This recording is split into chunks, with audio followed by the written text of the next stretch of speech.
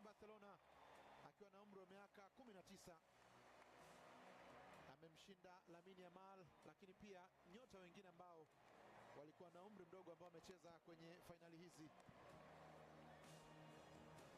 Ana umri wa miaka 32. Aymeric Laporte akiona pengine kijana Pau Kubasi kwa umri wake miaka 19 atakuwa na safari kubwa na nzuri kiasi gani kwenye kari yake ya soka.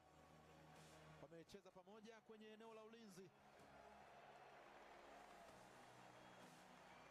Mchezaji bora mdogo Pau Kubasi mwenye umri mdogo, na kimsingi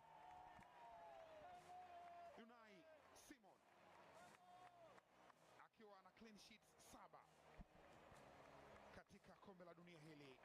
Nyota wa Athletic Club Bilbao anafanikiwa kushinda tuzo ya golikipa bora, tuzo ambayo last campaign ilikwenda kwa Emiliano Martinez ambaye kwa sasa anamwangalia tu Unai Simon.